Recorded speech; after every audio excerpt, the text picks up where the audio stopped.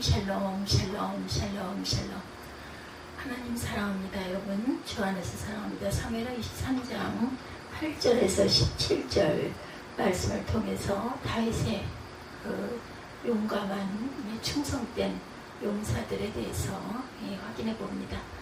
특징은 어디에 있는지 다윗의 용사들 시류를 따르지 않고 신념을 따라 혼자라도 끝까지 싸우는 그런 용사였습니다. 13장 9절에서 10절 보면 그 다음은 아호와 사람 도대의 아들 엘르아실이니 다윗과 함께한 세 용사 중에 한 사람이라 블레셋 사람들이 싸우려고 거기에 모임에 이스라엘 사람들이 물러간지라 세 용사가 싸움을 도두고 그가 나가서 손이 피곤하여 그의 손에 칼이 붙기까지 하셨으므로 백성들은 돌아와 블레셋 사람을 치니라. 그날에 야훼께서 크게 이기게 하셨으므로 백성들은 돌아와 그의 뒤를 따라가며 노력할 뿐이더라. 이렇게 증거하고 있어요.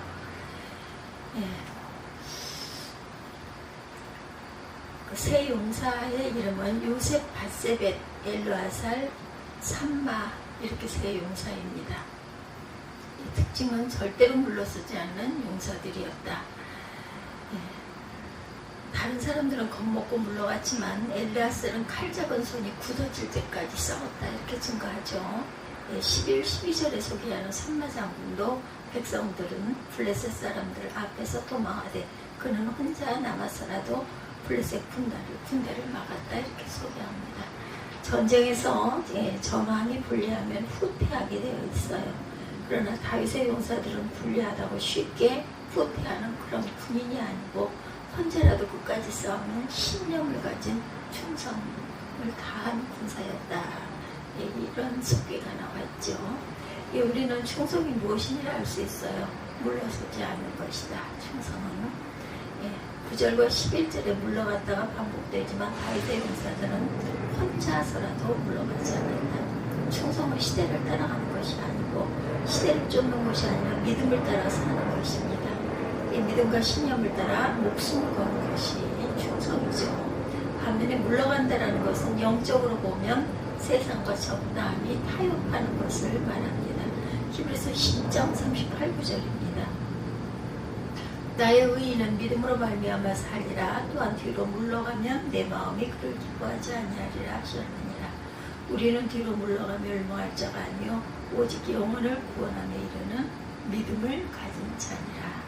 성도는 시대 눈치를 보면서 적당히 물러나는 자세로 세상을 사는 자가 아니다. 믿음을 따라 바른 가치관을 정하고 바른 신념을 끝까지 지키며 사는 사람이어야 합니다. 그런 성도가 충성된 성도이다. 두 번째로는 맡은 일이 대단한 것이 아님에도 불구하고 목숨을 걸고 충성합니다. 그 다음은 하날 사람 악의 아들 삼마라. 블레셋 사람들이 사기가 올라 거기에 녹두나무가 가득한 한쪽 밭에 모임에 백성들은 블레셋 사람들 앞에서 도망하되 그는 그 밭 가운데 서서 막아 블레셋 사람들을 친지라. 야훼께서 큰 구원을 이루시니라. 이렇게 증거합니다. 이 삼마 장군은 전환이 불리해지자 다른 사람들은 다 도망가고 혼자 남았는데도 녹두밭을 지키느라 목숨을 걸고 싸웠던 용사였다는 거죠. 녹나무 밭을 목숨을 걸고 지킬 가치가 있겠어요? 가치가 없죠. 작정상 후퇴했다가 전열을 정비하고 다시 찾아도 될 일인데 삼마 장군은 목숨을 걸고 그 밭을 지켜요. 바로 이런 모습이 충성이라는 거죠.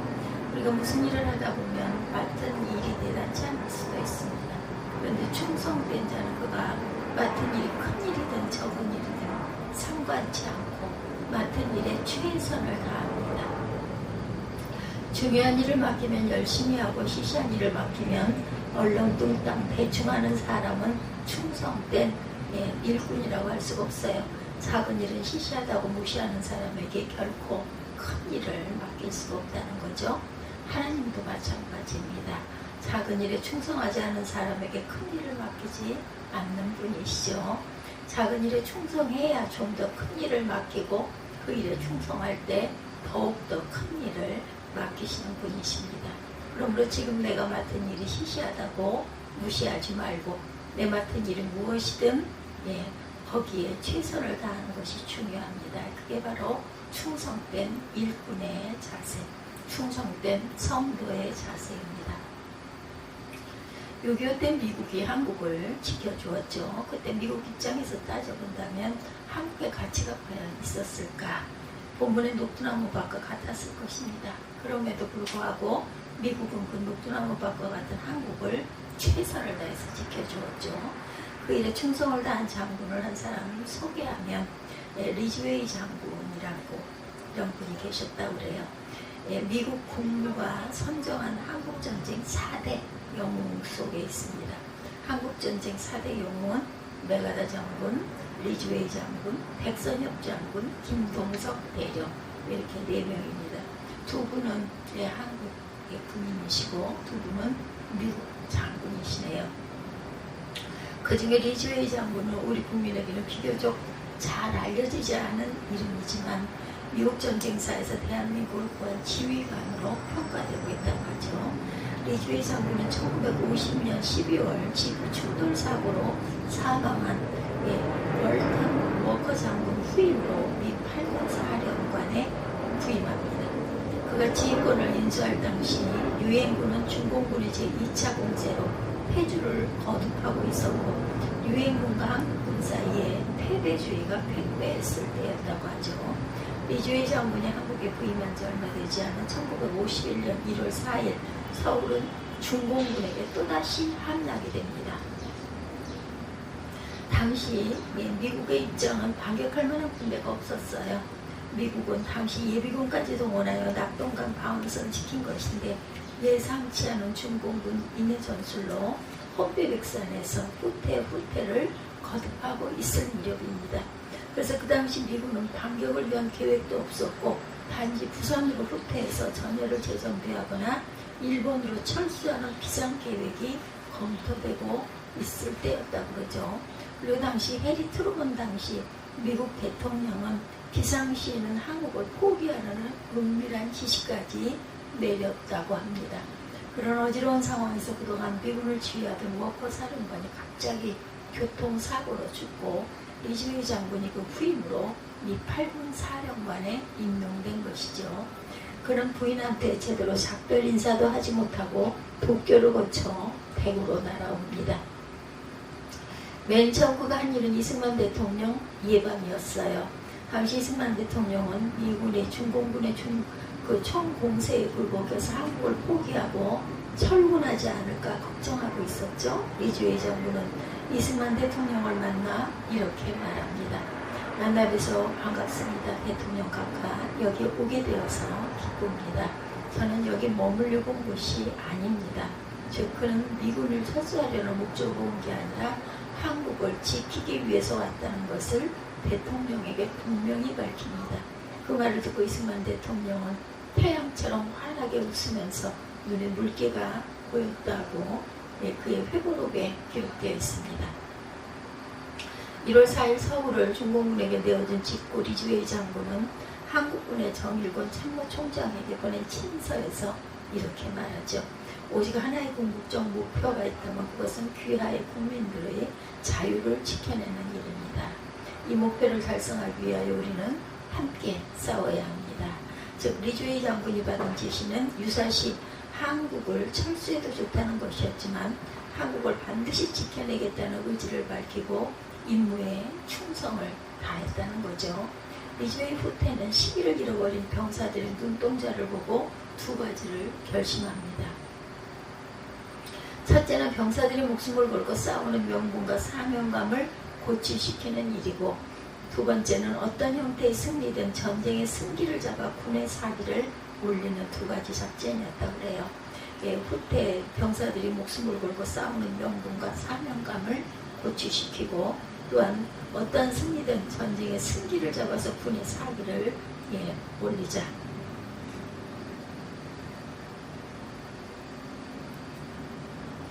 후퇴하는 사기 잃어버린 병사들을 보고 이렇게 결심을 했다는 거죠. 목숨을 걸고 싸우는 명분과 사명감을 고취시키는 일, 어떤 승리든 전쟁의 승기를 잡아 군의 사기를 올리는 일.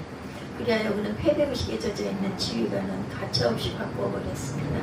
1사부 때 그가 미 7달에 들러 방어 계획을 브리핑하다가 군단의 공격 계획을 질의했는데 작전 참모가 공격 계획이 없다고 답변하자 바로 그 자리에서 작전 참모를 교체해버립니다. 그리고 리주의 장군은 현장을 순찰할 때 항상 수류탄을 가슴에 휴대하고 다녔다고 그러죠. 별 세계란 장군이 수류탄 쓸 일이 있겠어요? 없겠죠. 그러나 그는 군인이 최후의 순간에는 수류탄으로 공격한다는 원칙을 2차 대전 때부터 지켜왔기 때문에 그런 복장을 하고 다녔다고 합니다. 그러한 리주의 장군의 지휘력은 효과를 발휘하여 아무런 추가 병력 지원이 없이 다시 중공군을 몰아와 서울을 탄환하는 데 성공했다고 그래요. 그래서 미국은 리주의 장군을 대한민국의 영웅으로 인정하고 있다고 하네요. 우리는 이러한 충성된 군인들을 한국에 보내주신 하나님께 감사해야 합니다. 하나님이 하신 일이죠. 세 번째, 명령이 아님에도 불구하고 물 떠오는 일에 목숨을 걸고 충성을 합니다. 13절에서 17절에는 무명용사 3인을 소개하고 있어요. 다윗이 아둘람굴에 있을 때였죠. 13절에 그때는 다윗이 아직 왕이 되기 전이었죠. 그런데 블레셋 군사들은 다윗의 고향 베들레헴에 진을 치고 있어요. 그때 다윗은 고향 근처에 있으니 어릴 적 생각이 나서 또한 목이 말라서 혼자 중얼거렸다고 그러죠. 다윗이 소나요 이르되 베들레헴 성문곁 우물물을 누가 내게 마시게 할까 하며, 이것은 다윗의 명령이 아니에요. 그냥 그저 고향 근처에 있으니 혼잣말로 소원을 말한 것이죠. 이 소리를 들은 다윗의 부사와 3명은 이 말을 다윗의 명령이 아님에도 불구하고 오직 다윗의 마음을 기쁘게 해드리고 싶어서 목숨을 걸고 베들레헴 물가까지 가서 블레셋 군사를 물리치고 샘물을 떠와 다윗에게 바쳤던 거죠. 이것이 충성이죠. 상관의 명령에 목숨 걸고 헌신하는 것도 충성이지만 상관이 명령이 아니더라도 주군을 기쁘게 하기 위해 하는 일이라면 자원하여서 나서서 그 일을 위해 목숨까지 거는 것이 충성입니다. 전도하는 것이 의무사항이 아니죠. 그러나 하나님을 기쁘시게 하기 위해서 우리는 최선을 다해서 하나님을 전해야 할 줄 믿습니다.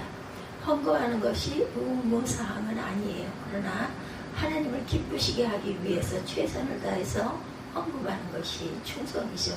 중보기도도 또한 의무사항은 아닙니다. 그러나 하나님을 기쁘시게 하기 위하여 최선을 다하여 중보기도하는 것 충성입니다. 의지하고 봉사하는 것 의무사항 아니죠. 그러나 하나님을 기쁘시게 하기 위하여 최선을 다하여 구제하고 봉사하는 것은 충성입니다. 네 번째, 충성의 대가가 없음에도 불구하고 목숨 걸고 충성하죠. 이 사건이 벌어진 당시 다윗은 아둘람굴에 있었어요. 당시 다윗은 왕도 아니었고 한참 전쟁 중이라 그들에게 어떤 대가를 줄 수 있는 위치도 아니었고 대가를 줄 수 있는 형편도 아니었습니다. 그럼에도 세 용사는 어떤 대가를 바라지 않았고 순수하게 다윗을 위하여 목숨을 걸고 위험한 곳까지 적지까지 가서 물을 길어오는 충성을 다했습니다. 그들의 충성에는 다윗을 향한 사랑이 담겨 있었죠. 그들이 한 모금 오물물을 길어오기 위해 사지로 들어간 것은 어찌 보면 무모하고 어리석기 짝이 없는 일이에요. 물이 없다고 큰일이 나는 것도 아니고 또 명령이 아니기에 그 일을 안 한다고 자신들을 책망할 사람도 없었지만 그들은 다윗을 존경하고 사랑했기 때문에 위험을 무릅쓴 것이죠. 어떤 보상이 없어도 충성입니다. 그래서 그것은 순수한 충성이었겠죠. 어떤 대가를 바라보고 충성하는 것은 엄격한 의미에서 보면 충성이 아니에요. 많은 사람들이 어떤 대가를 기대하면서 충성을 합니다. 그러다가 대가가 주어지지 않을 때는 섭섭하다는 등 말하면서 뭔가 불평을 들어놓죠. 그런 충성은 절대로 순수하지가 않습니다. 이런 충성의 결과는 부하들이 또 물을 마시지 않죠. 그 물을 하나님께 부어드리죠. 16절입니다. 세 용사가 블레셋 사람의 진영을 돌파하고 지나가 베들레헴 성문 곁 우물물을 길어가지고 다윗에게로 왔으나 다윗이 마시기를 기뻐하지 아니하고 그 물을 야훼께 부어드리며 이르되 야외여 내가 나를 위하여 결단코 이런 일을 하지 아니하리다 하는 이는 목숨을 걸고 갔던 사람들의 피가 아니니까 마시기를 즐겨하지 아니하니라 새 용사가 이런 일을 행하였더라. 특별히 이와 같은 곳을 하나님께 부어드리는 제사를 전제라고 합니다. 새 용사는 목숨을 걸고 물을 떠와 다윗에게 바쳤지만 다윗은 그것을 마시지 않고 하나님께 제사로 바치죠. 그리하여 무엇이 이루어졌나? 다윗 개인에 대한 충성이 하나님에 대한 충성으로 연결이 됩니다. 이 새 용사의 충성은 단순히 다윗 개인에게 충성을 다한 것이지만 다윗이 하나님께 바쳐드림으로 새 용사의 충성은 하나님께 충성한 것으로 인정이 됩니다. 신약 마태복음 26장 마가복음 14장에 예수님에게 향유 한 옥합을 깨뜨려 부어드린 여인이 있었죠. 그 여인은 예수님에게 받은 은혜에 감사해요. 개인적으로 그렇게 한 행동이지만 예수님은 그 여인의 헌신을 평가절상하여 십자가를 준비하는 고귀한 행동으로 인정해 주셨고 나아가서 복음이 전파되는 곳마다 이 여자의 행한 일을 말하여 기억하리라고 높이 평가합니다. 마태복음 26장 12~13절에 이 여자가 내 몸에 이 향유를 부은 것은 내 장례를 위하여 함이니라. 내가 진실로 너희에게 이르노니 온 천하에 어디서든지 이 복음이 전파되는 곳에서는 이 여자가 행한 일도 말하여 그를 기억하리라 하시니라. 아멘.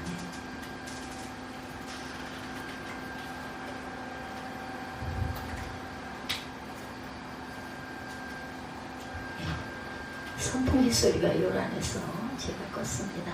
하나님은 우리의 순수한 헌신을 높이 평가하십니다. 어떤 분은 목사님 섬기는 것을 마치 하나님 섬기는 것 같이 하는 분들도 계세요.